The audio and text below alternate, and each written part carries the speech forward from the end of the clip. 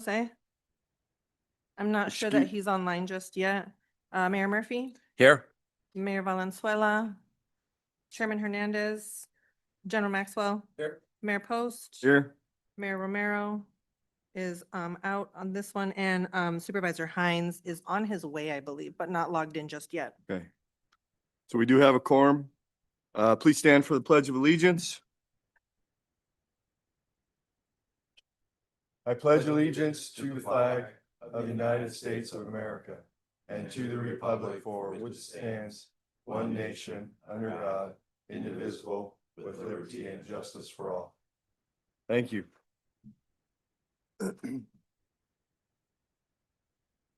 Call to the audience. Do we have any speakers? Mr. Chair, there are no speakers today. No speakers. Moving right along. Meeting summary approval. Second. We have a motion and a second. Any discussion on that motion? All those in favor? Aye. Opposed? Motion passes. Consent agenda. Mr. Ortega? Do you have something you wanted to? I do not, unless there are questions. Recommendation is to move the entire slate on the consent agenda. Do I have a motion for that? Move to approve. We have a motion and a second. Any discussion? Hearing none. All those in favor? Aye. Opposed? Motion passes. Item 6. Mr. Ortega? Mr. Chair, members of the board, this is a transportation improvement program amendment. It's for 5311 and 5339 grant program. This is pretty much a standard thing we do every year. Both the TPC and the management committee have recommended approval. Happy to answer questions. I do have staff available if there are any questions. Do we have any questions for staff? Hearing none, do we have a motion? Move to approve. Second. We have a motion and a second. Any discussion? All those in favor? Aye. Opposed? Motion passes. Item 7, Mr. Ortega. Thank you, Mr. Chairman. This is a regular agenda item on federal and state legislative issues that are out there. The biggest, obviously, is the Surface Transportation Reauthorization Act. We have invited Mr. Rossi to give some brief comments on that, and I'm happy to answer questions after that. So I'd like to turn it over to Mr. Rossi. Welcome, Mr. Rossi. Great to see everyone again. Well, we are making progress at the federal level. On May 19th, the new Surface Transportation Act was introduced, the Build America 250 Act, or HR 8870.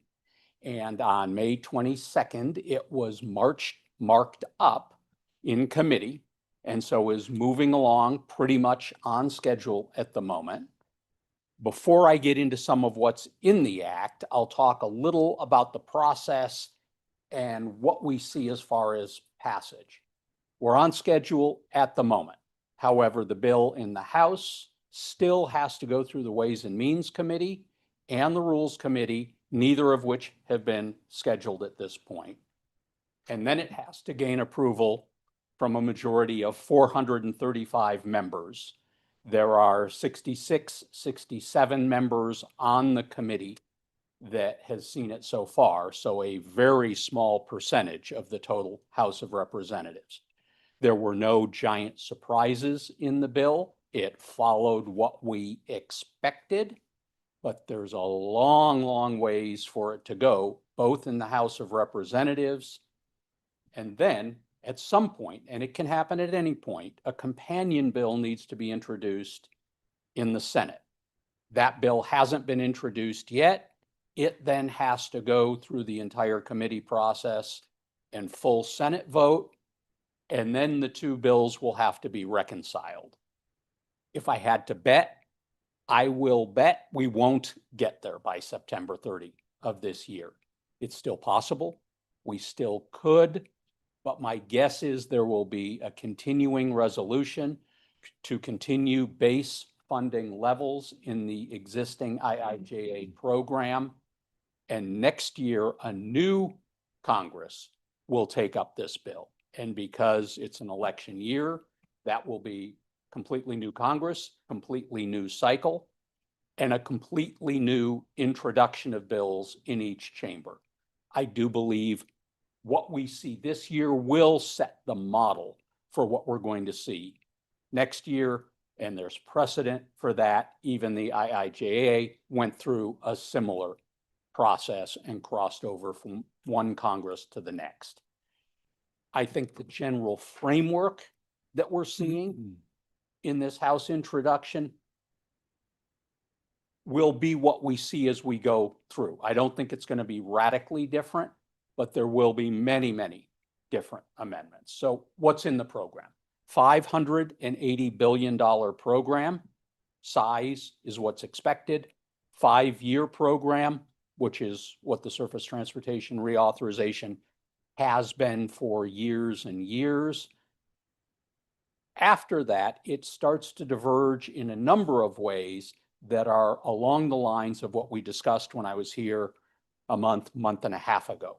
We see significant permitting reform in this new measure. Some strict time limits for the NEPA process that have not previously existed, and a fairly significant expansion of the categorical exclusions. And as I'm sure you're all aware, in the NEPA process, the most stringent is an EIS, an economic impact study. Next, simpler, less time consuming is an environmental assessment, but ideally, or most easily, a categorical exclusion lets you move forward the most quickly. And for existing projects, renovation of projects, transit projects, projects under certain dollar amounts, all now get automatic categorical exclusions. And that could be a significant benefit, especially for rehabbing certain facilities that we have in Arizona and in this region, and for a host of smaller projects that we get federal money for. But frequently, these are projects that are in the $3 to $5 million of federal money. We've put in a lot of local money, usually you jurisdictions around the table, sometimes PAG, but you're bootstrapped into this long, complicated, and costly permitting process, often on already disturbed and acquired land. And that process can be pretty burdensome. So a lot of people are pretty happy about some of those changes. On the flip side, we've seen significant elimination and reduction of safety-related programs and environmental programs. So I think we're going to see a lot of discussion in the full House and in the Senate on trying to re-include some of those things. The other and biggest change is this program reverses what we've seen for decades in the Surface Transportation Program, really since '91, where the Surface Transportation Program set out major national transportation, rail, trucking, transit priorities along the lines of much of what we've seen under the current federal administration. This backs away and divests from a lot of that program, eliminates a lot of the grant programs. The grant programs that are left tend to be more general and more flexible. Now, the hope is that this will allow more innovation and more creativity by states. And this could be both an opportunity and a challenge for Arizona and local jurisdictions in Arizona, because all of these projects require varying levels of local participation. And I'll touch on the state later, but in this legislative session, zero progress on any material reform or advancement in funding transportation in the state of Arizona. So we could face challenges in having projects ready to apply for some of those grant programs.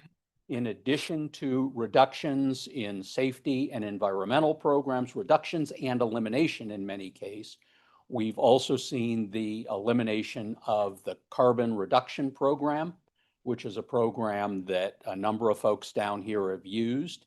Now, the new, more flexible grants theoretically would allow you to use some money for some of those programs. So some will argue that it's not completely eliminated, but the prioritization of those and the specific earmarks for those are no longer there. Similarly, passenger rail, and Supervisor Hines had questions about passenger rail. Funding for passenger rail is completely zeroed in the new program. It is authorized but not appropriated. So once again, you could apply or you could ask for appropriations in subsequent years of the 5-year program. But the dedicated funding that has historically existed for rail, passenger rail, is no longer included in the new program. Bipartisan support, passed out of committee with a very, very strong vote, and the whole alphabet soup of national transportation associations have signed on and have been supportive of the measure. But all of those groups, and even those committee members, are pretty sophisticated. They've been through this process before, and they understand this is the starting point. This is how we start talking about the program. It's far from the ending point, both in substance and in time. Another program that's been used, a grant program, rail crossing program, been used by Marana, potentially Saurita, others, is reauthorized in this program. And so in all likelihood, that will be ongoing. In a continuing resolution, there is more sympathy for the carbon reduction grant program in the Senate than there is in the House. So in a CR, we may see some extension of the ability to apply for carbon reduction program funding. And we may see more interest in including it in a Senate version of the bill, but that's all speculation at this point. Bill's about 1,000 pages long. I'll be honest, I haven't read all 1,000 pages, and I will be merciful. I won't go through all 1,000 pages with all of you. I won't go into any more detail on the program, but feel free to ask any other questions you might have about it, knowing though that we're going to see a lot of changes before it gets done. So I could go through the exact timeframes and dollar figures for the CA exemptions and things like that. I'm not sure how relevant that is today, but I'll certainly come back as we move through the process and update more on that. What else is happening on transportation at the federal level? We touched on it a month and a half ago. Gas tax holiday. It is still floating around out there. In fact, our own Senator Kelly, along with Senator Blumenthal, is the sponsor of one of the gas tax holiday bills that would sunset for either 5 or 6 months the federal gas tax, backfilling that money with general fund dollars. It's pretty popular. The president has talked about it a lot, but it's got a long ways to go to get over the finish line. And there are significant concerns about the precedent of sunsetting or giving a holiday to the federal gas tax. Can you really backfill completely effectively? And maybe one of the biggest concerns is, would consumers even see it at the pumps? This is 18 cents. We're seeing increases of $1 or $2. We have dipped into the U.S. federal petroleum reserves more heavily than any time in modern times, and we didn't see any reduction in gas prices. In fact, they continued up. Now, oil companies might argue gas prices would have been even higher had we not done that. That's not remotely clear. And what's even more interesting and not widely publicized, the gasoline that was released from those reserves is given to the oil companies for free. They don't pay for it. They get to sell it at $5 to $6 a gallon. They simply have to restore it later on when gas prices are lower. So I'm pretty skeptical that you would see much of anything. I'm not convinced 18 cents is all that material. Editorial comment, there are other and better ways, and this is being looked at the state as well, to do something like this. Income qualified, income tax credit would get real dollars to the real people that are really being hurt by our gas prices and wouldn't end up interfering with the integrity of our gas tax system at either the federal or the state level. From my lips to God's ear, I'm a little surprised that Senator Kelly is as enthusiastic as he is over this program, but there are a lot of people that are enthusiastic over it. This issue got a lot of discussion. I'll pivot to the state now. A lot of discussion at the state earlier in the session. It was not included in any formal bills, and it was not included in the Republican passed and vetoed budget from a few weeks ago. I don't expect to see it in a final budget. The cost to the state of Arizona to backfill is about $500 million, and they are struggling mightily to come up with a balanced budget right now. So where are we in the state session? Beginning of May, we have had a governor-imposed moratorium on signing bills. Governor requested a budget be sent to her. The Republicans sent one to her. She immediately vetoed it. It had no bipartisan support, no negotiation. Then negotiations started in earnest with a team of Democrats, team of Republicans, and the governor's staff.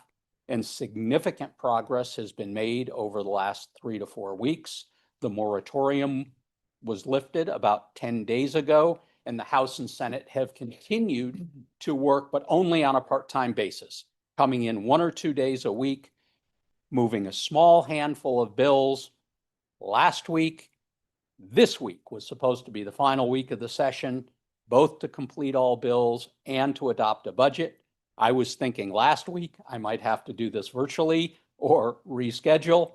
And then they decided the Senate did half a day's work on Monday and the House did half a day's work on Monday and Tuesday, and they both recessed until next week. The plan today is to finish the session and do the budget the week of June 8th. But as each day goes by, I'm hearing more rumors that it may get pushed all the way to the week of June 22nd, because at least 8 Republicans are going to the White House the week of June 15. So maybe we'll have a budget next week. Maybe we'll have a budget coming right down to the wire at the very end of the month. Major stumbling point, removing the tax relief for data centers, a whole list of other items that are much smaller than that, but still some very significant ones for Southern Arizona. There are still Republicans pushing the proposal we saw in the Republican budget that impacts Rio Nuevo. So it's critical for everyone to work with now our delegation is fine, but our business community really needs to reach out to Senator Gallen, Senator Leach, and leadership in both chambers, especially House leadership. Speaker Montenegro, who is probably more sympathetic than Mr. Peterson.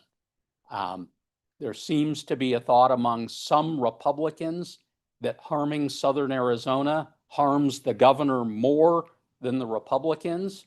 And so we're facing a similar challenge on the state match for probation funding, which could be a very significant hit to the region. So those are the 2 of the biggest things we're working on.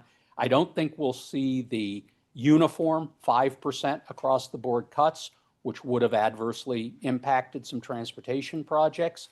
But I do think you'll see some clawback of some transportation money, but probably some funding in a couple other areas to buy some votes that they'll need for the ultimate budget.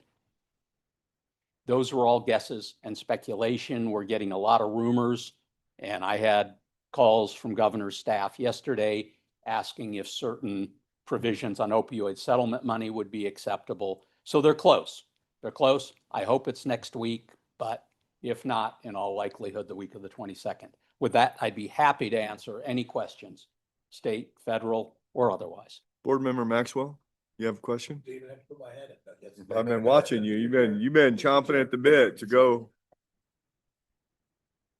On the continue, if it goes down to the CR, the IJ had a lot of one-time. Turn your mic on. Thank you, Mr. Chair. If it goes down to a CR at the federal level, the IJ had a lot of one-time dollars in it as well. Is it going to be just the continuing resolution at the baseline programmatic amounts, or are they talking about doing the full funding for the IJ? Mr. Chairman, Member Maxwell, General Maxwell.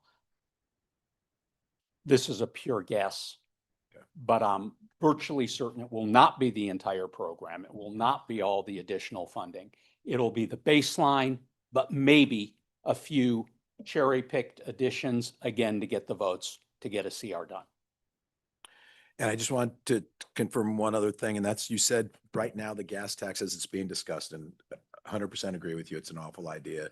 The 18 cents, you could double the gas tax and nobody would notice it. So Correct. there's, We desperately need to in Arizona. yes, that, I wasn't saying that's what we proposed to the state legislature, but they could double I'll the come out gas and tax say and it. nobody would notice it. But the gas tax is, right now they're talking about it will be backfilled, so there'll be no harm done to any of the states with the highway, from the highway user federal. That's the proposal. Okay. The devil's in the details. That was the proposal in the state proposal as well, and it was defective. It wouldn't have fully backfilled. Okay. The federal one, I think, will come closer because of the way they'll do it. But we'll see. Thank you. Thank you, Mr. Chair. Yes, sir. Any other questions for Mr. Rossi? Thank you very much. Members, thank you very much. As always, you and your staff reach out with anything state or local as we try to wind up at least the state session. Thank you again. Welcome to board members Hines and Jose. Appreciate you guys. Item 8, Mr. Ortega. Thank you, Mr. Chairman. This was an item that was requested by Board Member Winfield to memorialize. If you recall, when we put the RTA next plan together, there was an expectation that the first 5 years of regional funding, particularly the HERF and STBG monies, would be allocated towards finishing the RTA 1 projects. And so the thought is to memorialize that now by resolution. Now, keep in mind that the way it was actually worded on the ballot, it had a number. It was actually $237 million.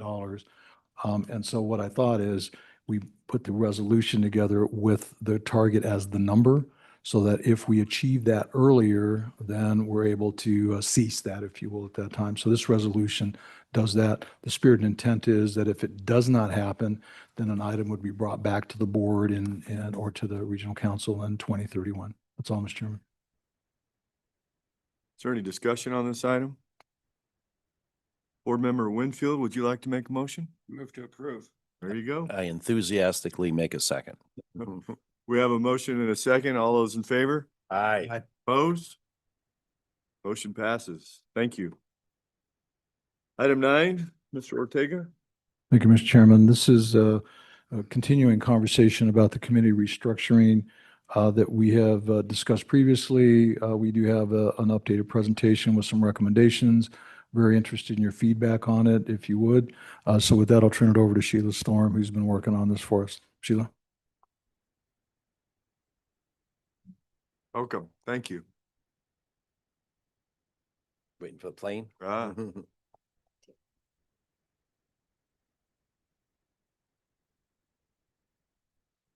the presentation up? Oh. There we go. Okay. Good afternoon, Mr. Chair, members of the Regional Council. In January, you requested we examine our PAG RTA committee structure, and both management and the Regional Council subsequently received a high-level overview of that at your March meetings. This slide shows the current committee flow chart and the most recent reporting structure. In the next slide, we'll show you a proposed new reporting structure. While TPC and EPAC have been reporting directly to the executive director in the recent past, their work also was communicated to the management committee. And here you also see the CART committee was reporting directly to the executive director in the recent past as well. This proposed new committee org chart shows a more streamlined approach of the standing committee structure. The main difference shown here from the previous slide is that the TPC and EPAC report directly to management, and management committee reports directly to the regional council. For the RTA, the TMC and the CART committee both will report directly to the RTA board. In addition, staff proposes the PAG RTA standing committee shown here will meet quarterly or as directed to seek action on a matter. This updated reporting structure will be outlined in proposed uniform committee bylaws that are being drafted, one for the RTA committees and one for PAG committees. The bylaws in place now for the regional council and the rules for the RTA board, they will remain in place. This shows the current subcommittee, working group, special committees or task force for PAG and RTA and which committee they report to. The proposal is for these groups to meet as assigned to address action items that align with the overall work program, the RTA plan, or any federal or state requirements.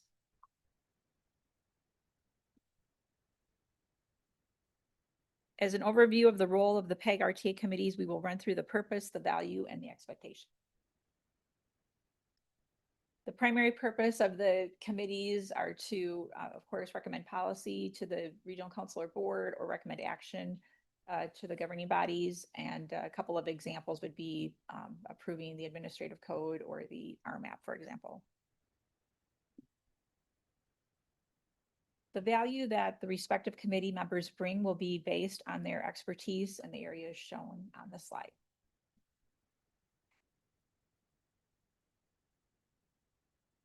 The regional expectations continue to focus on the regional council's approved overall work program's vision and goals and the RTA ballot and administrative code. And an overarching foundational expectation, which is tied to PAG's mission, is to work collaboratively for the benefit of the region, particularly to advance our quality of life. The primary goal of restructuring is to introduce time efficiencies, given the additional workload that we all will have ahead of us to deliver the RTA program. In addition to the proposed uniform committee bylaws mentioned earlier, each committee would have a charter to define the new reporting structure, membership, meeting schedule, quorum requirements, etc. In addition, there would be opportunity for collaborative meetings as needed for beneficial ongoing communication and collaboration.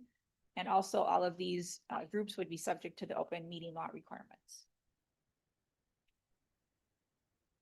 As part of the interest in streamlining committee work, staff proposes that the work of the TIP subcommittee be consolidated as part of the TPC. And under the new model, the TPC can extend the agendas to address TIP development work in addition to other TPC activities.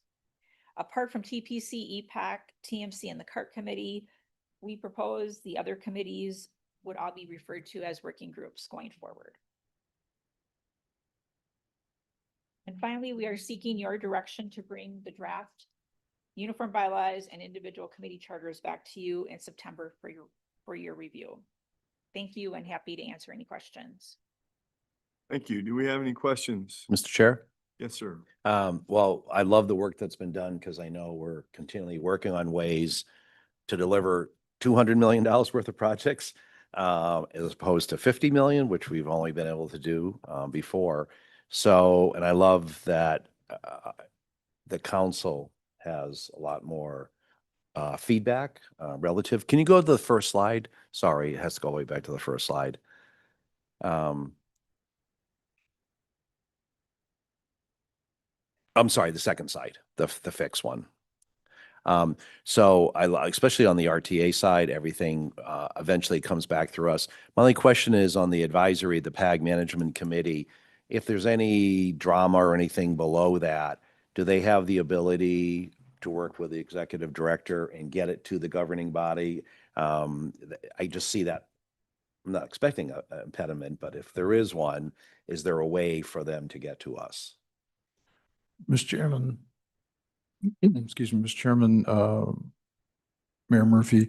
So what we could do, so the short answer is yes. Okay. It doesn't look that way. I can see that, but what we could do is put a dash line to the executive director as well, so that the spirit and intent here is for that information to surface Right. unfiltered directly to the regional council or to the board. And so what we can do is put a dash line there to the executive director so that there is an opportunity, and it's obvious that there'll be interaction there. The spirit and intent is there would be a staff report on any of that. But I like your thought there. If you're okay with it, we'll put a dash line there to the executive director. We I'm can do just that. trying to eliminate any way of Sure. anything getting stuck, so to speak. I like it. I on think there. we can, that will work. Thank you. Board Member Maxwell. Mr. Chair, thank you. My question is really along the exact same lines. I like the idea that we're going to have the Technical Management Committee, and I'm talking on the RTA side, and the CART Committee reporting direct to the governing body. My fear is, and is what's the executive director's role inside of both those committees? Are you a sitting member? Or because I think without the executive director at least involved in those meetings and conversations, love citizens running things, but they don't always understand all the laws and rules. And I think that's, you can either be in an advisory capacity or as a city member. I don't know if that's been thought out on at least those two committees and possibly the PAG Management Committee as well. Mr. Chairman, Board Member Maxwell. So very simplistically, think of it this way. Any item that comes before you has a staff recommendation. So the executive director has a piece of that, if you will, in terms of whatever the recommendations are that come here. I think to Mayor Murphy's point, it's how do we make sure that stuff doesn't get stuck? So that's one component. The other component is all of the committees they have staff liaisons. And so the staff is part of that discussion. We're not voting members necessarily, but we are definitely at the table. We make sure that the OML's met. We make sure that the meeting minutes are kept, those kinds of things. So I think that we've got that pretty well covered in terms of making sure that we are helping the conversation along. Now, I do see a scenario that could occur, which is if say the management committee has a recommendation, it could be that it's a different recommendation from the staff. And that's okay, because that gives you the opportunity to have as many options available to you to then make a decision at the governing board level. And I agree, it could be completely within the scope of how it's written.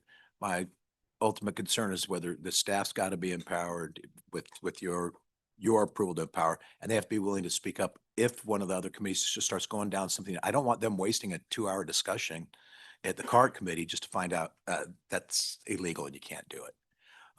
So I just want to make sure that we have enough of the interaction and empowerment of the staff, not to run the meetings, not to set the agendas, not to overpower. That's for the heads of those two, the advisory and the oversight committees. But there's got to be enough of a voice to see if you've got somebody going off the island in a different direction. Mr. Chairman, we'll try to keep everyone on the island if we can. But I think what's going to be important there is really looking at the bylaws and making sure that the bylaws address a lot of those issues, as well as the charters. So the charters can help with some of that as well, to make sure that A, it doesn't get stuck, and B, that there is adequate interaction with the staff as projects or issues are brought forward. Thank you. Thank you, Mr. Chair. Anybody else? Here, Mr. Chair, before you move on, I just wanted to make a point on the next slide, I think it is, or 2 slides down. We did not list the Wildlife Linkages Working Group. I wanted to make sure that I let you know that that is on our radar. I know that Kate and Carolyn are probably listening. I want to make sure they hear that we haven't forgotten about them. That is part of what we're working towards. That is going to be a working group or continue to be a working group. And now just an omission there. I want to make sure I pointed it out. Thank you. Okay, thank you very much. So moving right along, item 10, request for future agenda items. Do we have any? Do we need to? No. Mr. Chairman, we were looking for direction For you? unless you, All right. if you have an opportunity to give us some direction, I would sure like that at this point on what we had recommended here. Thank you, Sheila. Mr. Chair, Mayor Murphy? does it require a motion? I was just thinking that when I saw coming back in September that I'm fine with the couple of comments that have been made by you and me and the general that, We didn't hear anybody say no. yeah, As long as it's clear, we're going to bring this back to you in September. We're golden. Thank you. You good? All right. Moving right along, future agenda items. Hearing none, we need an executive session, Lisa Ann? We do, but it's pretty short. I don't know if you want to hold it now or if you want to recess and then have both, because there's an RTA. There's an executive RTA one session. as well. Why don't we hold them at the same time? Motion to adjourn? well, we recessed. Recess. Motion to recess? Uh, Or just recess? Just I think recess? just call it recess, Huh? yeah. My Thank lawyer made you. me vote on it. I'll call to order the RTA meeting and ask for a roll call, please. Mayor Winfield, Chairman Jose, Mayor Murphy, Here. Chairman Hernandez, General Maxwell, Present. Mayor Post, Here? Supervisor Hines, Mayor Valenzuela and Romero are not present. Thank you. Next, item 2 is call to the audience. Ms. Ledford, any? Mr. Speaker, there are no speakers. Thank you. I'm moving to item number 3, approval of the meeting summary. Second? All those in favor signify by aye. Aye? Aye. Any opposed? Motion carries. Item number 4, consent agenda items. Motion to approve? All those in favor signify by aye. Aye? Aye. Any opposed? Motion carries. Number 5, RTA fiscal year 2026-2027 budget. And I'll turn it over to Mr. Ortega, and I think he's going to be turning it over to somebody else. Mr. Chairman, I'll turn it over if necessary. This will probably be the simplest budget that you'll ever see or ever have to do because it's one page. And the reason for that is because we still are working through all the details of RTA Next. And so the statutes require that you all establish a budget. And so what we've done is we've said is about $125 million revenue and $125 million expense, plus $418 million in fund balance that we're proposing that would be expended. And you can see in the one sheet that we provided you, it provides the 5 elements within the plan, including RTA 1.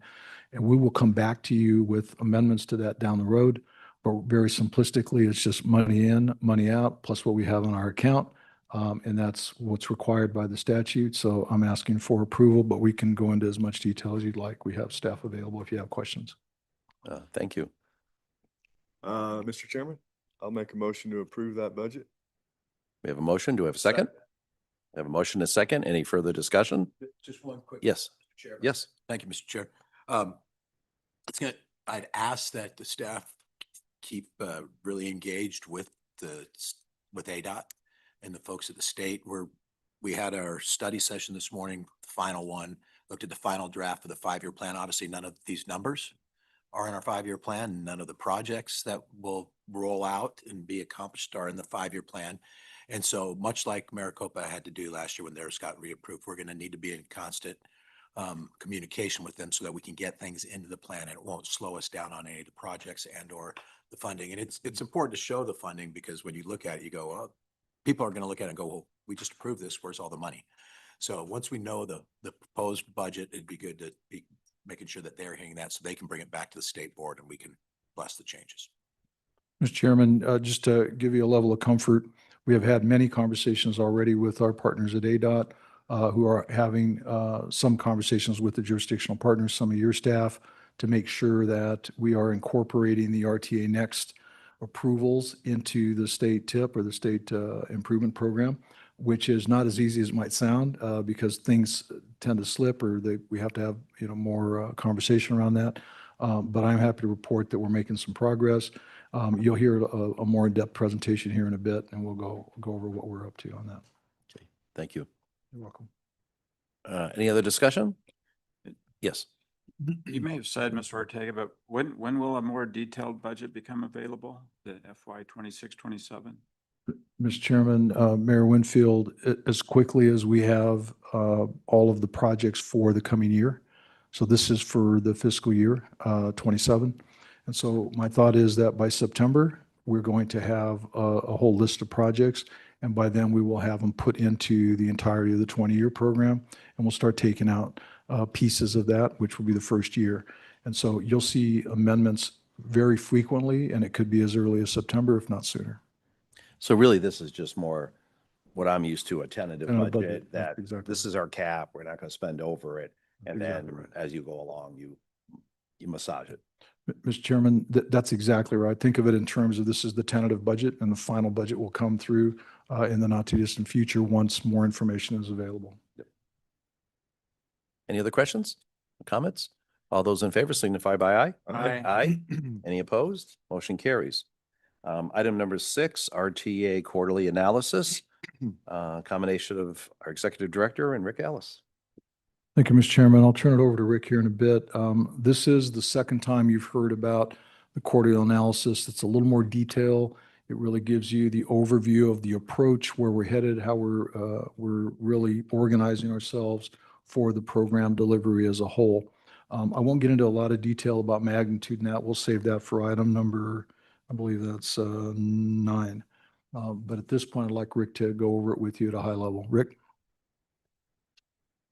Thank you, Mike.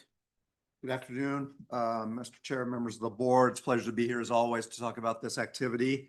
Issa, do I have control, or can you bring up the presentation? Or there we go. Okay.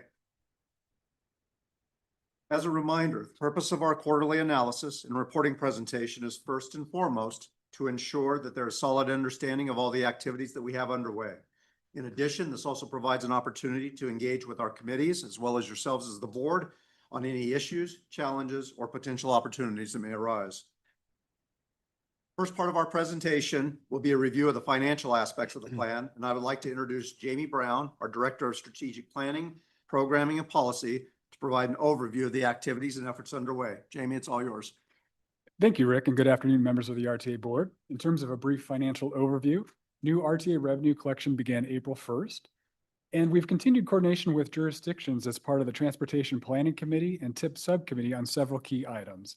These include reallocation of federal funds to key projects that will already contain a federal nexus and therefore will need to adhere to the additional requirements. We've also been establishing a 20-year funding plan for various ADOT projects in conjunction with the 5 interchange projects contained in RTA Next. This is sometimes referred to as the RAC plan, referring to ADOT's Regional Allocation Advisory Committee and the distribution of federal and state funding that they oversee. This will be discussed later in the agenda. We've also been developing an amendment to the fiscal year 25 through 29 Transportation Improvement Program, or TIP, which will add new projects like the Moore Road TI and will balance the programming of RTA 1 projects, shifting funds into the program years that better match the delivery schedule. As we transition into the fall, we plan to initiate the development of the fiscal year 28 through 2032 TIP, targeting final approval in May of 2027. I just want to thank you for your consideration and approval of the RTA FY27 RTA budget. With that, I'll turn it back over to you, Rick. Thank you. Fantastic. Thank you, Jamie. I would like now to transition into a preview of our voter approved plan aspects of it, and first start off by focusing on the key activities happening at the program level. In order to get activities underway as quickly as possible, advanced authorizations have been provided to the city of Tucson, town of Sahuarita, town of Oro Valley, along with Pima County, that took place most recently after this presentation was finalized. This allows those activities with longer lead times, such as consultant procurement, to get underway. Our team has also been working to identify potential opportunities to streamline and simplify our IGA processes so that those activities can be advanced more quickly, and you'll hear additional details on that activity later in our meeting. You've heard previous references in earlier meetings to the advanced delivery team, which is going to be utilized to help identify issues, impediments, roadblocks, or possible opportunities before projects get fully underway. The intent is to reconcile those issues that may affect delivery in advance of production team, thus enabling our projects to be completed in shorter overall timeframes. We anticipate the solicitation being advertised in upcoming weeks. Lastly, we're continuing to work very closely with all the various project teams and jurisdictions to provide whatever assistance may be needed in support of their delivery efforts, including the possibility of serving as a lead partner to deliver specific projects where needed. I would now like to dive into the individual elements and provide you a more detailed update on those activities underway or those that are as well as what's forthcoming. Starting off with the roadway element. For the 2006 planned projects, as we shared back in March, we have several projects nearing completion with several new ones that are going to be getting underway. You heard a more robust update on that back in March.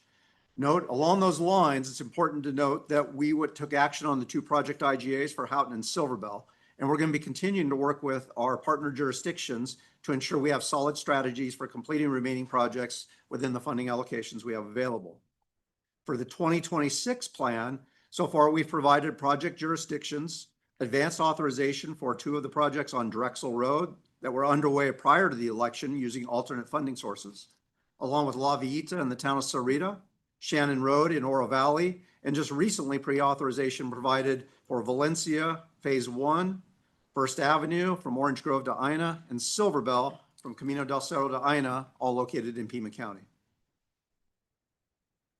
As you recall from before, one of the items we wanted to reserve is to bring an opportunity forward to you to share advance heads up or notice of any particular challenges that we see coming. And within the roadway element, one challenge that has arisen is the Sonoran corridor, and specifically public comments that have been received from the communities in the southern part of the region, such as Green Valley and Saurita, that have expressed concerns regarding our impacts associated with current connections to I-19.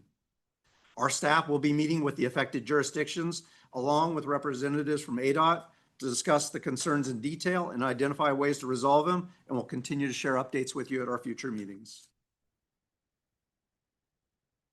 Moving into the safety, ADA, and active transportation element. At this time, update to this particular item is we've recently received a request from Oro Valley requesting funding for intersection improvements, and we'll be working with that jurisdiction to process that and move forward. And as a reminder, we've been sharing this with all of our various committees. We're not using the call for projects process that many of our partner members have utilized in the past, but rather they're free to submit qualifying candidate projects as they are available. In the pavement rehabilitation element, pre-authorization has been provided to the city of Tucson to get investment efforts underway. The city has developed an initial list of candidate projects for their entire allocation, as well as an initial list of projects for the upcoming fiscal year 2027, with activities anticipated to start sometime this summer. South Tucson has also identified a candidate project on 10th Avenue. An initial scope and estimate activities on that have been started as well. And we're utilizing this particular element to serve as our kickoff activities for RTA Next. And we'll be focusing on highlighting key projects, and that's anticipated to happen in July. With the environmental element, the 2006 planned project efforts, the SR 86 wildlife crossing that I talked about in March will be reinitiating their design activities following approval of a revised concept plus key maintenance agreements by the chair of the TODation. And for the 2026 plan allocation, no activities have been initiated at this time, but as you heard Mr. Ortega mention, Wildlife Linkage Working Group will be convened in the upcoming months to help prompt those activities and initiate efforts in that particular element. With that, for the transit update now, I would like to introduce Thomas Robertson, our Transportation Planning Coordinator, provide an update on the transit aspect. Thomas, it's all yours. Absolutely. Thank you, Rick. Thank you, Sir Chair. Thank you, members of the board and council. So moving into accomplishments in quarters 2 and 3 as part of our transportation, it began with the adoption of a new contract for our Sunshell services with MTM Transit. And with that adoption of a new fleet of 54 paratransit vehicles that I'm sure everyone in the room has seen driving around Tucson, providing service to our paratransit riders. And with that, our Dial-A-Ride paratransit riders have definitely been enjoying the service. We have seen an overall trip rating of 4.8 out of 5 logged into our app when people book their trips, as well as an on-time performance increase across all services from 90% to 95%. And with that, higher quality of service, we've seen about a 15% increase in ridership of the paratransit service and a 16% increase in ridership of our fixed route ridership over the year. Next slide, kindly. So for our 2026 plan, that starts off with the pre-authorization provided to the City of Tucson for the High Capacity Transit Planning, or the BRT system on North Stone. That's my personal favorite from the RTA Next plan, as well as ongoing Sunlink operations and continuing funding RTA projects identified in the original 2006 RTA plan for expanded transit service. That includes collaboration with the City of Tucson on transit funding allocations for the safety and security, as well as the development of the PAG short-range transit plan that we currently have an RFP in development for. Next slide, kindly, Rick. So some of the challenges we are facing. So I want to address first the increase in fuel cost we've been seeing. There's a strike through on that 178%. While there is an overall increase in gas costs that we've all been seeing, it is not to that extent, as we have identified an issue in our invoices that we are currently investigating to get that real percentage increase over time. There's also been a 53% increase in TNC, or Transportation Network Company cost, over the course of Q3. That's going to constitute Uber and Lyft trips that are used to supplement the paratransit service during peak hours of demand. Otherwise, with our new contract with MTM, we did see a 29% increase of overall contract costs. And below, you're going to see a graph showing our budget for 2026. Please keep in mind that this budget was not reflecting the new contract cost that we adopted ahead of RTA Next. And while we are over budget for given year 2026, we are still within budget of the total transit element itself. Next slide, kindly. So for next steps, our team, we're looking to analyze service for potential seasonality and demand given our new contractor, MTM, and see how they handle that demand and see whether or not we can capitalize on fluxes and flows of it, as well as researching cost efficiency measures for both our fixed routes and paratransit services. And that concludes transit. Thank you, Rick. Thank you, members of the board. Rick, yes, Chairman, you go first, and I had a question as well. Go ahead. Back to the slide on the increase in fuel. You said there was a line stricken through 178%. Can you explain that again? I apologize. Could you please repeat the question? Yeah, 178%. Yes. You said there's a line through there. Can you explain that? Yes. So we've seen a significant increase in our fuel costs, given the cost of fuel increasing steadily. We have also additionally identified an discrepancy in our invoice for our fueling as well. So we're looking at that discrepancy and seeing if it's actually that much of an increase. So even though there is an increase, that 178% may be lower than what we're currently seeing. Okay, because of the discrepancy. And did you have a question, Chair? Because the line through it, do you have a question about that as well? Yeah. What was the line? Is that just a misprint or? The purpose of that was that was included in the original board packet that we sent out. So we didn't want to simply remove it and act as if, oh, we didn't put it there. Just to explain it and be transparent. Okay. So the number could change after they figure out. Okay, thank you. Thank you. And I know we had a presentation on microtransit a while back as a potential pilot. And probably until at least RTA Next passed, probably wasn't a lot of energy put into that. Is that still a possibility as cost and things go up, or adding it as a better service, at least for some of the things I've been reading about across the country? But if you just touch on microtransit. If you Sure. can. So, Mr. Chairman, one of the things that we're looking at, and this is a great slide to be talking about, because the increase of efficiencies and effectiveness of our contractor has increased our cost. And so even though it's great that we're seeing this huge use increase, there's a commensurate cost increase. And so we're trying to get our arms around exactly what that means going forward.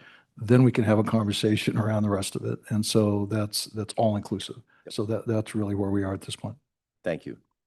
Please continue, Rick. Oh, I'm sorry. Board Member Maxwell. Yeah, if I could, just want to talk couple of these because I got a couple questions. From one, it's so great to hear us talk about the 2026 plan Right. and we're already Have moving money. and we're already moving it forward. And that's what I think the community expects. And so that's good. On the Sonoran Quarter, I think we all understand that the challenge is where it takes its turn back to the west. What I'd ask is if you could keep us informed, because it obviously is going to directly impact, and it is playing part of the impact on the Tier 2 EIS that ADOT's putting it through. So as things develop, but what we want to make sure we don't do is we don't bring that to a grinding halt. Right. We want to continue to move it forward because that's what's going to allow some of the funding we've got in there for the Sonoran Quarter to start going forward. If that Tier 2 stalls because of one of three segments of independent utility, then we may be making a mistake. We've got to figure out how we can handle that. Mr. Chairman, Board Member Maxwell, so just to give you a level of comfort there, we have had many conversations with ADOT, and even the director is reinforced that they're supportive of what the regional solution is. And so we have been working with our partners, and there's a variety of challenges today, quite frankly, because the Tier 1 took so long. And so we're having to look at the alignment again and making sure that everyone's at the table. I know Saudita and the Tohono as well as the Pasquayaki tribe. Those are key partners, but also on the north end, the city of Tucson and Pima County.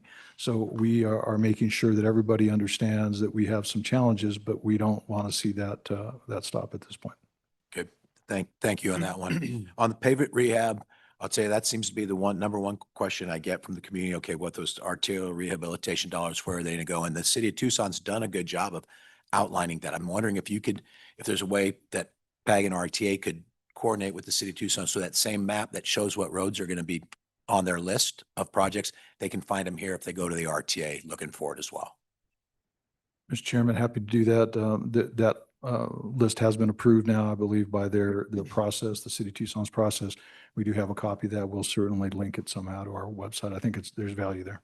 Thank you. And then just three quick things on the transit side of it. Please tell me that the brought to you by the RTA will continue to be on those transit vehicles to the maximum extent possible if they're using RTA dollars. Mr. Chairman, the only change you'll see is it's going to be a lot bigger. Good. That just want the citizens to know what they're paying for. The BRT planning, that's obviously your favorite project. And there's some things as you go through it and we take a look at it and the city gets started on that, we've got to consider.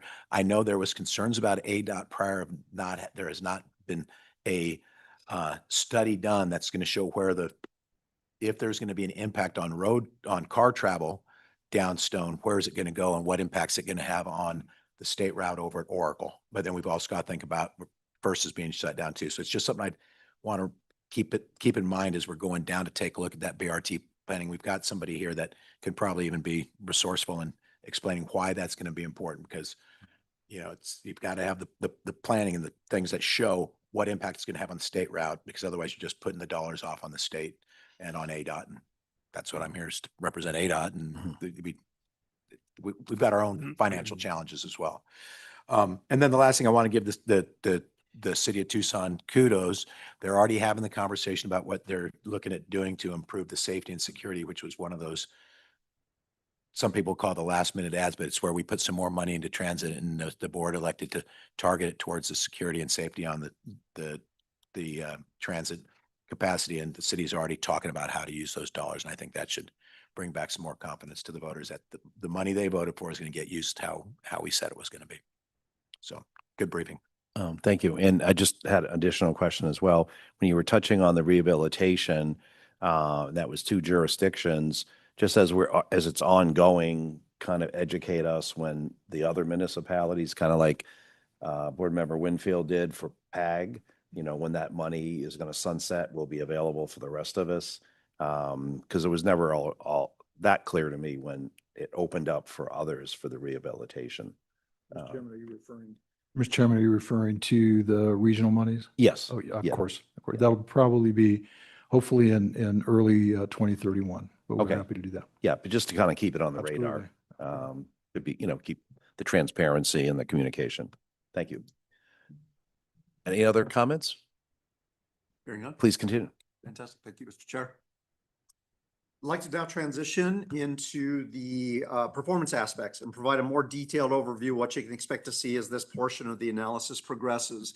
And as you look forward to the upcoming quarterly updates in our cycle, this is going to become the primary point of focus on this. This is where we're going to get into how's things going, how are they coming along, what discussions do we need to have with you in greater detail, as well as with the committees supporting this. One of the most important aspects of improving our overall delivery is going to be establishing the strategy at the onset of the projects. This is going to include the detailed information on our key performance metrics that have been identified, covering both our schedule components as well as our financial attributes, as well as the anticipated cash flow necessary for the detailed financial oversight. The goal is to have the jurisdictions departments analyze the project conditions to establish the vision and the delivery strategy, and then assemble a team to implement accordingly. So that reverses kind of the practice that, hey, let's assemble a team, look at it. How do we think this is going to go? How do we want this to go? And it evolves a little too much. What we're saying and what we're working with jurisdictions is come up with that in the beginning and then assemble a team to make it happen. So that's a mental mind shift that we're doing, but we're having good success with so far. Because all or any RTA project represents a partnership between ourselves and the jurisdictions, the complete project delivery information will be needed and utilized regardless of amount of any RTA funding that may be contributed. So you hear an awful lot about projects coming forward with, we secured grant funding, we secured federal funding. Well, the RTA was a match component. That meant we bought a seat at the table, and we need to be respective of that partnership and need to have the whole vision understood and in place so we can bring that forward and report accordingly. So we'll be bringing those forward as a complete package. We'll continue to utilize our regular project update meetings with our teams and jurisdictions. And through these frequent updates, we'll be able to jointly share the information regarding issues, challenges, as well as opportunities, and any schedule or financial revisions that may be needed. Hopefully by now you're familiar with this. You've seen about it. You've heard about it. We'd shared this as a highlight back in March. And this is going to be the critical component in how we monitor and track our various activities and items. The new projects that are going to be initiated will include this information. And we are also going to be working with our partner jurisdictions to compile the applicable information for the 2006 plan projects that are underway and incorporating the current activity status. So obviously there's 22 performance indicators that we've incorporated. If a project is 3/4 of the way through construction, we're not going to backtrack that. That's not valuable or useful to you, but we do want to know how we're coming up on the completion and the home stretch of several of these projects. We'll be sharing that as we go forward. And as a refresher, color coding protocol that we're utilizing is green, indicating everything's on track, no real discussions needed. Yellow indicates there are items that warrant a preview, much like we mentioned with at the beginning with the Sonoran corridor. And then red indicates the more detailed discussion is going to be necessary and decision-making or direction or action is expected. Rick, can you go back to that one really quickly? So when I'm looking at that graph, number 14, First Avenue, it's green all the way across. And if you look at the first one, it's 4 blacks and then 3 greens. Does that mean, like for Tangerine, the first, second, third, and fourth block has already been completed? Correct. Or is not necessary, or a combination of both? Actually, it's the former on this. So, Mr. Chair, members of the board, what we use this for is a representation, as a graphic symbol of how this will look. And so the grayed outs represent past activities that have been completed, Okay. milestones that have been achieved, and are no longer really relevant to the conversation about delivery going forward. Okay, great. I just want to clarify that. So yeah, the green would indicate we expect to have dates and dollar values in there associated with the level of detail that we're tracking so that we have very specific and precise information on that. We highlighted this here for graphic representation to make sure using the green, yellow, red for indicator. Right, so as like the first one, as those other 3 green ones get completed, they'll go gray and then you just keep moving forward. Exactly. Thank you. Yes.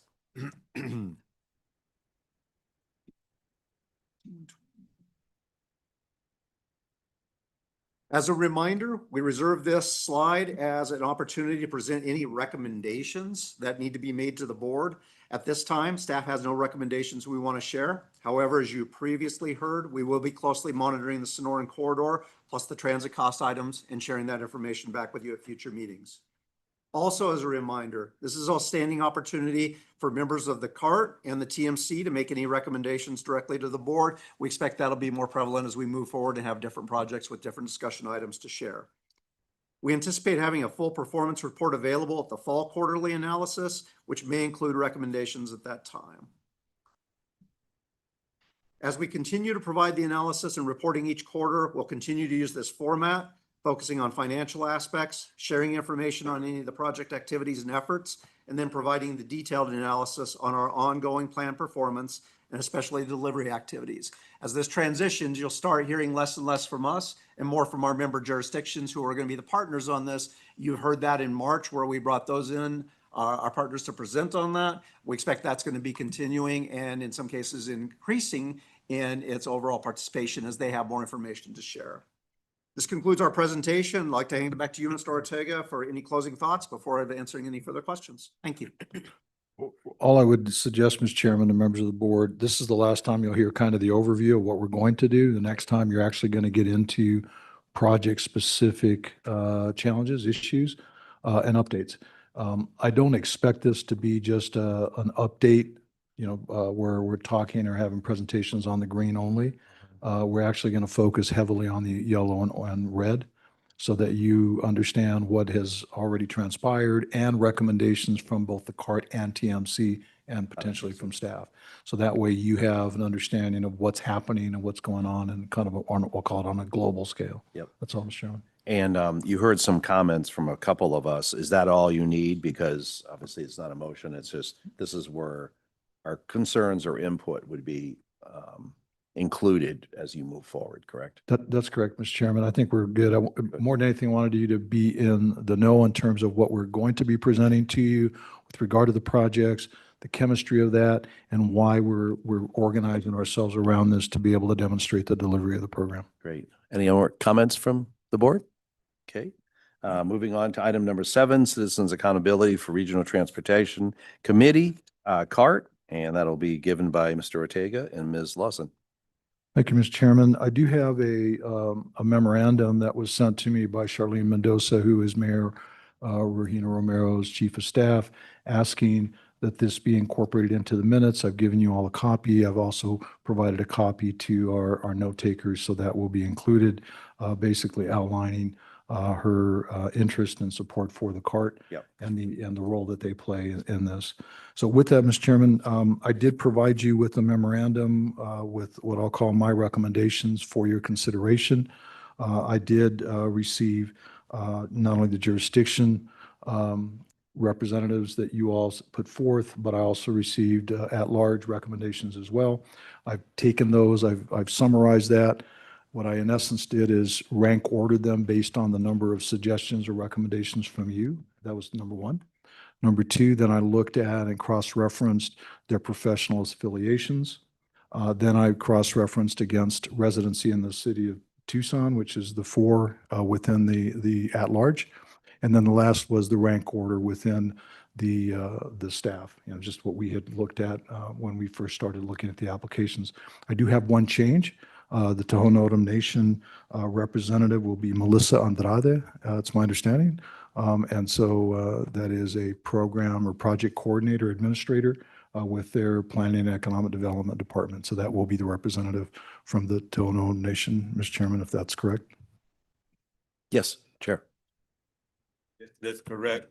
We did make a recommendation of another individual. However, after further discussion, we're switching it out. So Melissa Andre, Project Administrator for the Planning, Economic Development, and Automation is our nomination. Thank you, Mr. That's the Chairman. one that you have. That's correct. The original, so I just scratched it out, but just know that it's Melissa Andrade is the new representative, and we'll correct that and we'll get that out in future correspondence. So with that, Mr. Chairman, we are looking for you all to give us direction on the appointment and the establishment of the CART committee members. Their first meeting will probably be in September. I will tell you that their first meeting will be pretty lively because it will be a training on open meeting law and also on conflicts of interest to make sure everyone is clear as they join these committees that they're important, that there are certain rules they must follow. And oh, by the way, all of the other project-related analyses and reviews. So that's all, Mr. Chairman. And I know that was sent out a little late. Do you want Mr. Ortega to touch on everybody's particular appointees? Other than the chair, the Totem Nation, nothing else has changed. Okay, if not, I'll entertain a motion at this time. Make a motion to accept the cart member. Have a motion and a second. Any further, and as changed by the nation. Correct. Any other discussion? All those in favor signify by aye. Aye. Any opposed? Motion carries. Item number 8, Technical Management Committee, TMC membership update. Mr. Chairman, in the materials, I also recommended 2 appointments from the regional board or from the RTA board. Keep in mind that in the previous administrative code, that decision was that of the executive director. Right. We've changed that where now I make a recommendation, but it is brought to you for approval. And my recommendation at this point is Melanie Rice, who is with Southwest Gas. As you know, that utilities are certainly important partners. And also Alejandro Angel, who is a project manager for a consulting firm here in the region. Those are my recommendations. Anybody have a question for the staff? If not, I'll entertain a motion. Second. I have a motion and a second. Any further discussion? All those in favor signify by aye. Aye. Aye. Any opposed? Motion carries. Thank you. Item number 9, RTA program implementation. Mr. Ortega. Thank you, Mr. Chairman. So this is really where I wanted to talk through some of the nuts and bolts of what we're actually up to. I'm going to start off with turn it over to Melanie Lawson to talk about the streamlined IGA process. Just to refresh your memory on how many times you would look at IGAs for a single project, at which not only you as jurisdictional partners, but also the RTA board would have to address them. We've come up with some strategies for reducing that, but keeping the effectiveness in place where the governance models are still intact. So with that, I'll turn it over to Melanie. Thank you, and thank you, Mr. Chair and members of the RTA board. So I am here today to share information on the new IGA and project charter process. As staff, we've been looking at operational efficiencies to be able to better respond to your requests and support delivery of the program. So I want to reiterate that we're asking for your approval of the framework and not the documents themselves. You and your staff will have the next several months to review the documents in detail. So to support delivery, we need to reduce some of the administrative burden. So we were tasked with blowing up the IGA process and we've rebuilt it, where we're now separating out the IGA, which governs the relationship between the RTA and your jurisdiction. And now there is a separate project charter process, which will include the details of the project. So by doing this, project charters can be nimble and can be approved by a jurisdiction appointed representative, which is designated in the IGA, and it reduces the amount of time for document review. The accountability and oversight is still built into the process, as the board will be aware of project charter updates or changes through the quarterly analysis process that Rick covered. So this is a visual hierarchy of the document relationship. The primary IGA covers all the RTA projects within one jurisdiction for the 20-year program. The IGA can be amended if something in the relationship changes. And this document is still approved by the RTA board as well as each jurisdiction's council as needed. The IGA with each jurisdiction will also ask for that jurisdiction appointed representative to sign the project charters. The details of each project are now included in the project charter, which is initiated by the jurisdiction with information that's supplemented from the RTA, and it can be adjusted as the project develops or if major changes are encountered. Each project charter has 3 components. So first is the project scope and schedule, which also includes a cash flow and performance matrix. The next component are the financial tables, which are created by the RTA with information from the jurisdiction that's provided in that cash flow document. And then third is roles and responsibilities. And this is where we can specify if the RTA does any early property acquisition or takes on project management.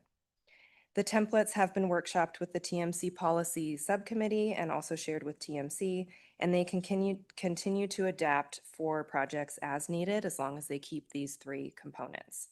And again, we're just asking for approval of this framework. Here's a visual overview of the IGA development and approval process. So the RTA would initiate the IGA.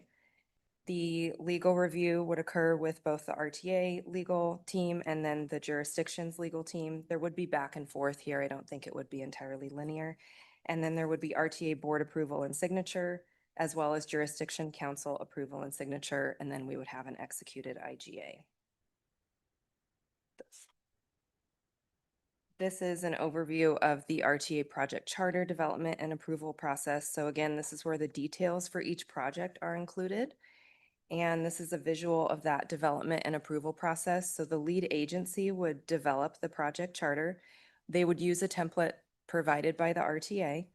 The lead agency and RTA would have some back and forth review, and there would be mutual agreement to ensure that it matches the voter approved scope, is within the total budget, and also aligns with the schedule. The lead agency and the RTA approve the charter. Again, it would be signed by the jurisdiction's designated authority and the executive director. The charter would then be entered into the project database, and this would be the baseline, which we would start reporting against during the quarterly analysis process. And then updates to the project charter could be made if there are changes to the scope, finance, roles, or responsibilities. There's also an option for jurisdictions to segment multi-jurisdictional projects or large complex projects and update the project charter for each of those segments. This is a swim lane diagram to identify who does what. So we will work together in partnership, not in silos necessarily as this diagram may depict, but we wanted to be clear on a few key roles and responsibilities. So the local agency initiates the project charter. Again, that will include scope, schedule, and performance matrix and an annual cash flow estimate. It will also include roles and responsibilities for the project. The local agency will work with the RTA to finalize and develop the financial information and mutually agree that it meets ballot requirements. And then it will be signed by the RTA executive director and the jurisdiction appointed representative. There is an escalation process that is outlined in the IGA to avoid any potential roadblocks. The charter again then becomes the baseline, is entered into the database and reported against in the quarterly analysis. And as Rick mentioned, information from your staff will be the inputs for the quarterly reporting as well. That will go to TMC, CART, and the RTA board. Here's a timeline overview. We presented this information to the TMC at the retreat in May. We workshopped it with the TMC Policy Subcommittee the following week, and TMC approved the framework last week as well. And so we're now sharing this information with you and seeking your approval of the framework. If approved, we would use these summer months to draft each jurisdiction's IGA and have the back and forth with the legal teams. And we could also begin drafting project charters for period 1 projects.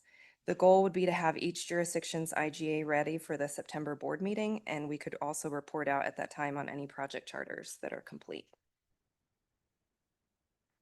I can take some questions now, or I can walk through some of the details regarding the project charters that were included in the packet. Okay.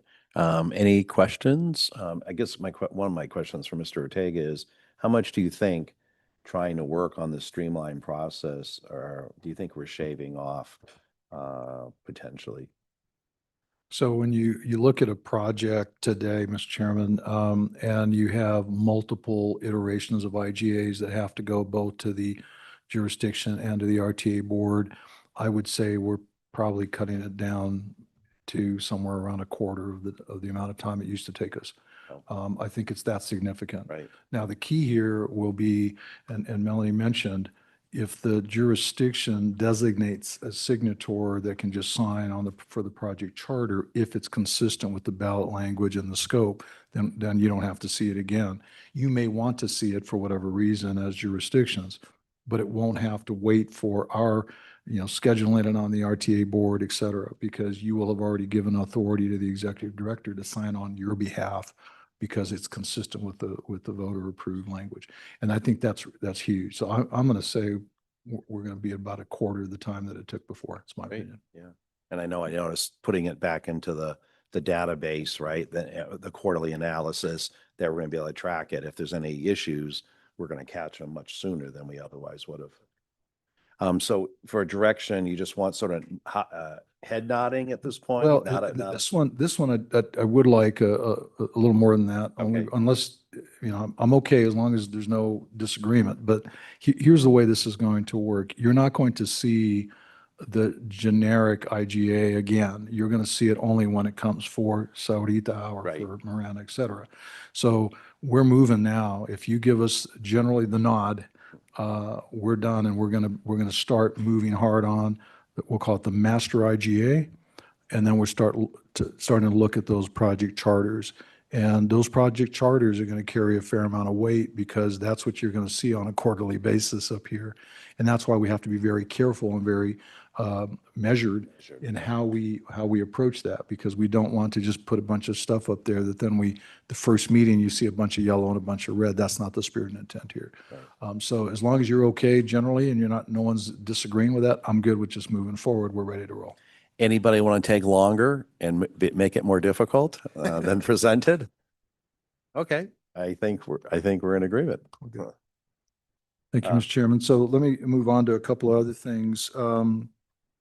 So I sent you a memo a bit ago, and I wanted to emphasize the delivery, the magnitude that's before us. And I want to just take a couple of minutes and emphasize to you that we are really embarking on some uncharted territory here. And it will not only take a culture shift within the RTA and within the PAG staff.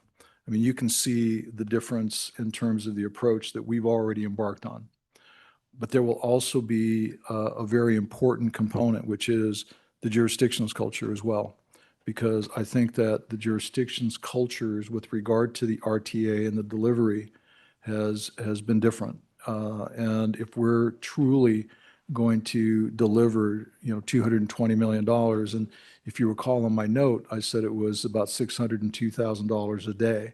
And it was rightly pointed out that we don't work 365 days. So if you just look at work days, that's the magnitude of $846,000. $846,000 a day for 20 years sustained.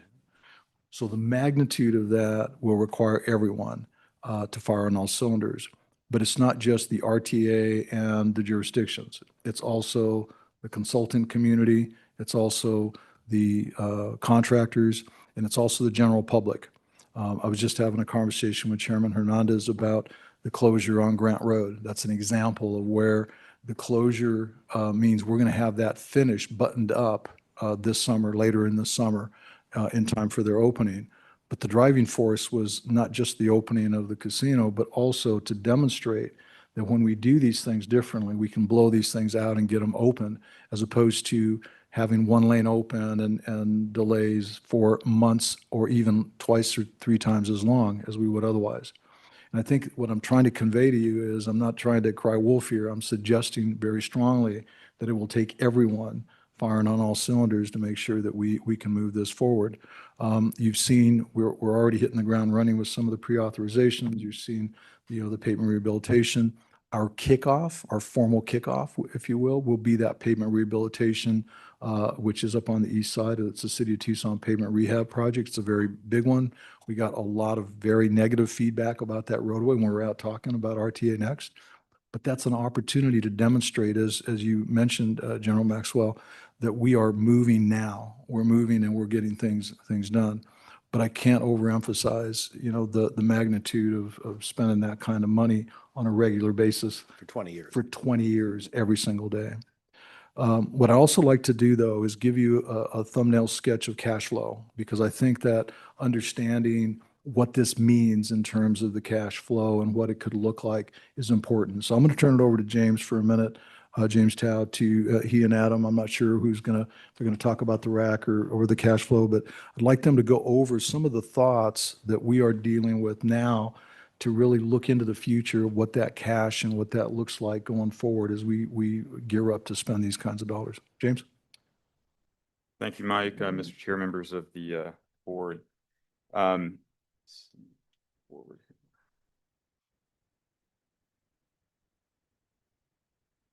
Oh, you broke it. The money's disappeared. We're done. Bear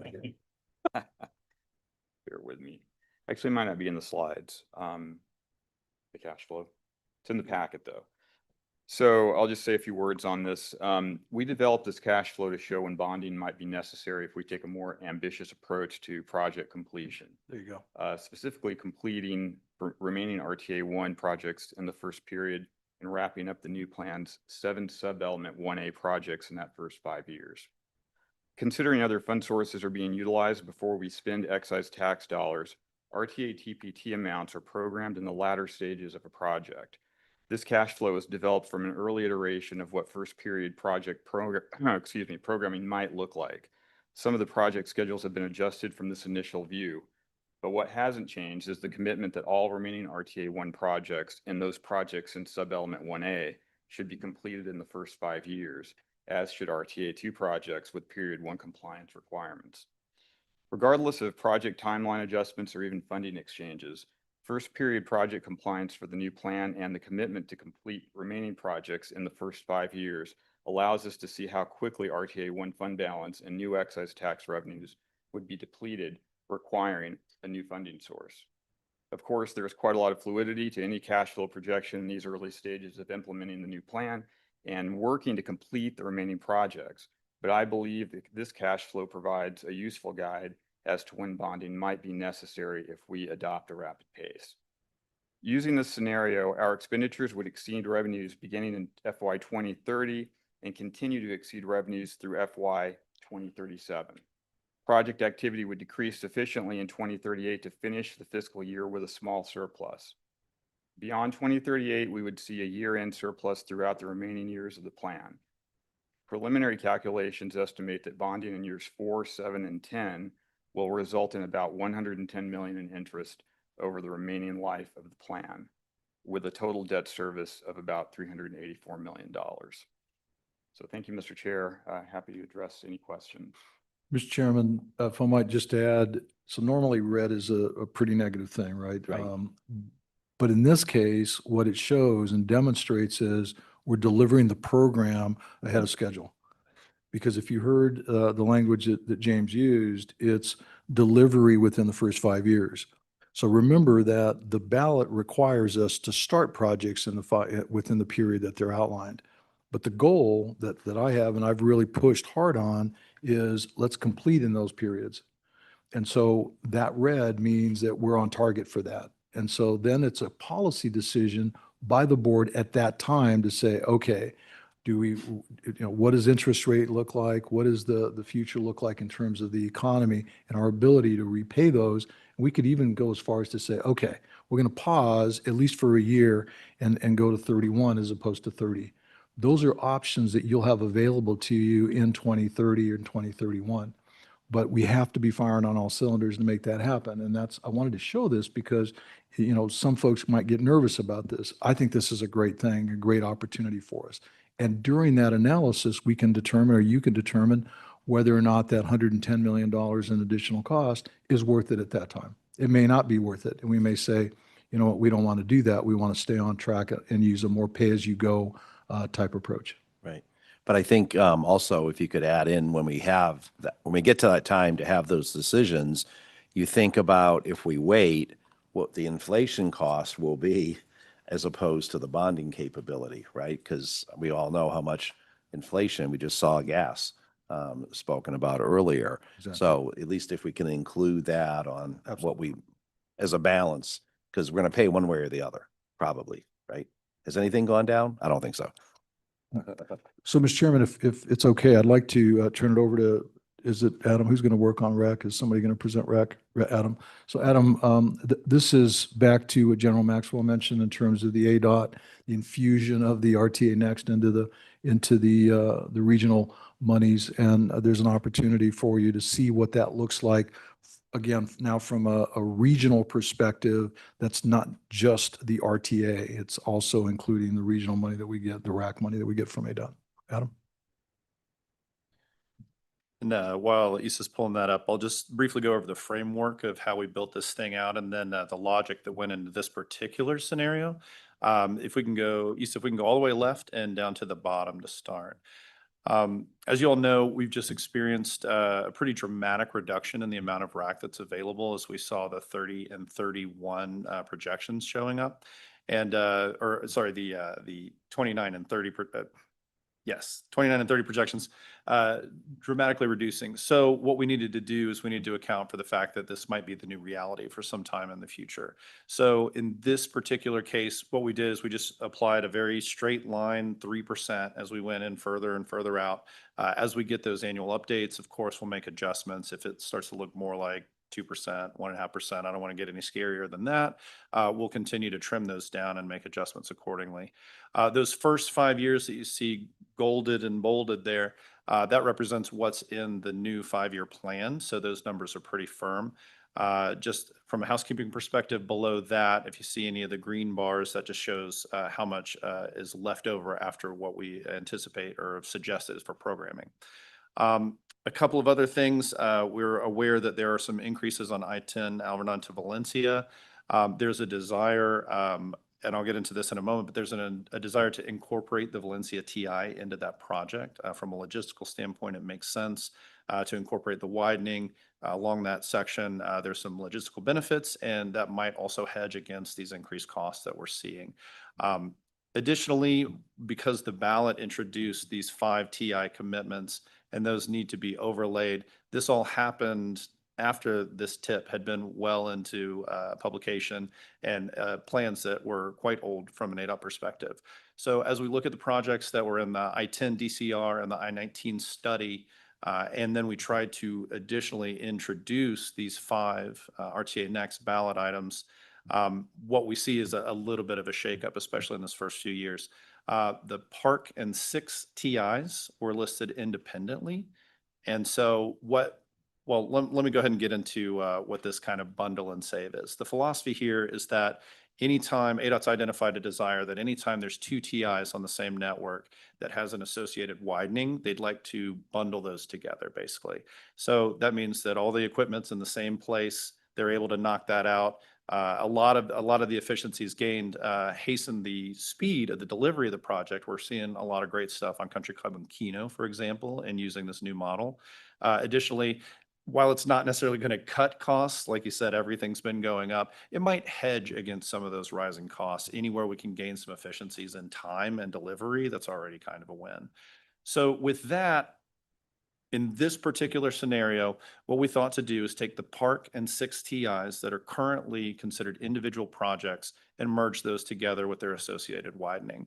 What that does, Park was almost immediately going to have to move down the line just a little bit because of the increased costs for I-10 Alvarado to Valencia. And so in bundling it together, then we have to figure out where that much larger project is going to live in the schedule.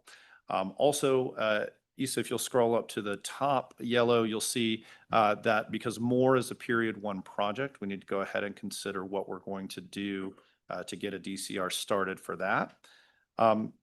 Some additional considerations as you look, I won't go project by project at this point. I promise this is but one scenario. But what we looked at is my charge from Mike and in partnering with Jeremy.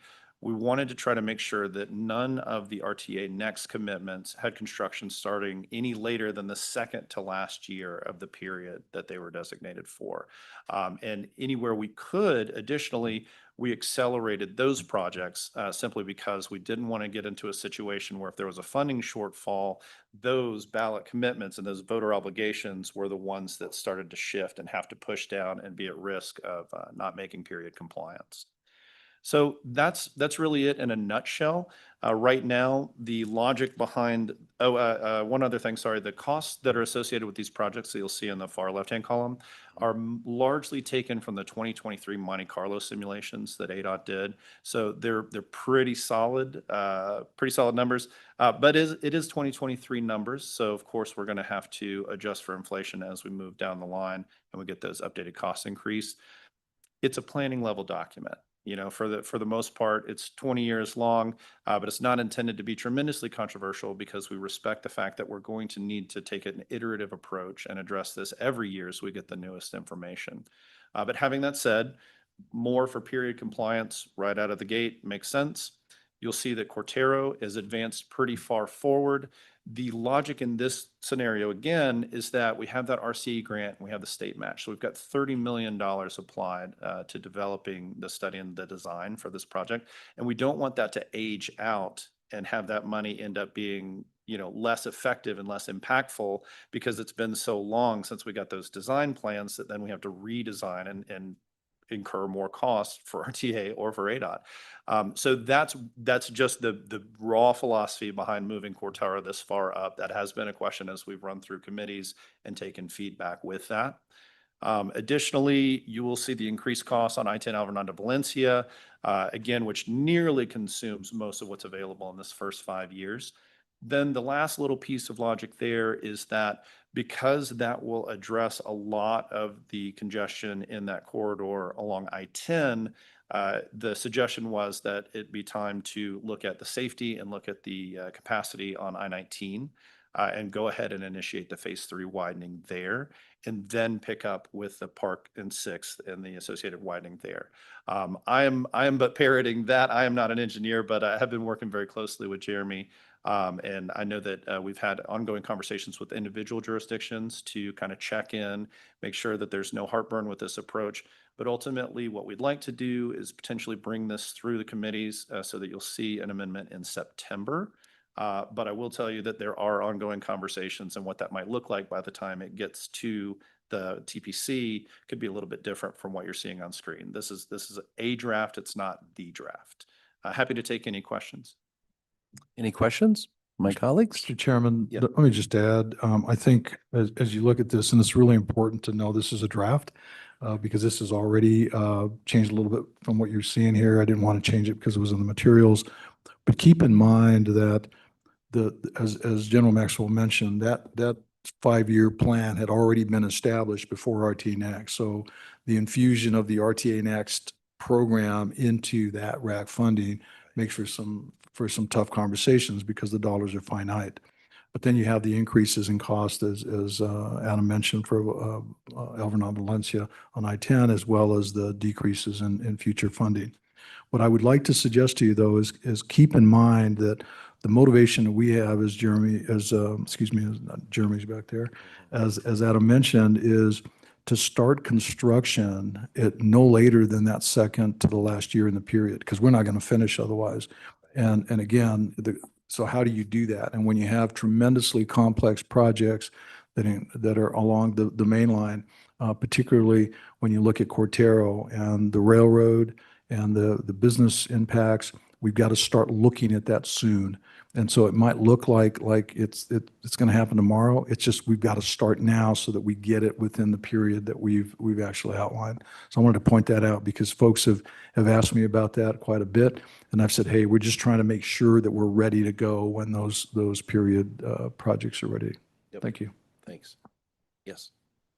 Thank you, Mr. Chair. Yeah, I think this is a great document just to have out there. There was a lot. I mean, the South Central District down here is going to be part of all these conversations, all the RAC. They see the big picture. And I think you remember during the negotiations for what we were going to put in the plan, you heard from the South Central District and Jeremy specifically what his vision for it was.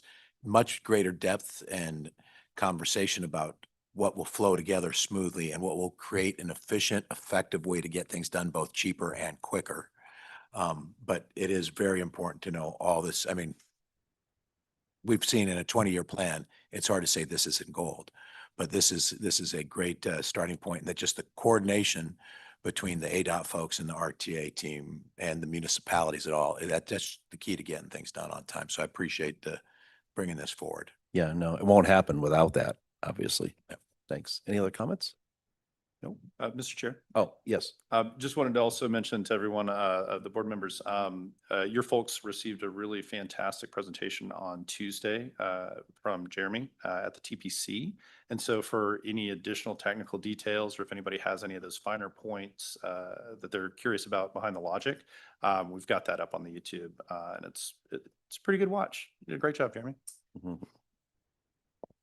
We're creating movie stars along with everything else. That's good. Okay. Whatever Other it takes. duties as assigned. Moving to future agenda items, which I hope we don't have after we heard all this presentation, how much we have to do. Do we have any? Oh, good. Next is executive session. Lisa, I go first and then back to PAG. Okay, so I'll entertain a motion for the RTA board to go into executive session. Any discussion? All those in favor signify by aye. Aye. Any opposed? Motion carry. I won't adjourn until we come back out. Right. You got it now. You got it? Yep, you got it. I need to have a motion for the PAG board to go to executive session. Have a second? Second. All those in favor? Aye. We are in executive session.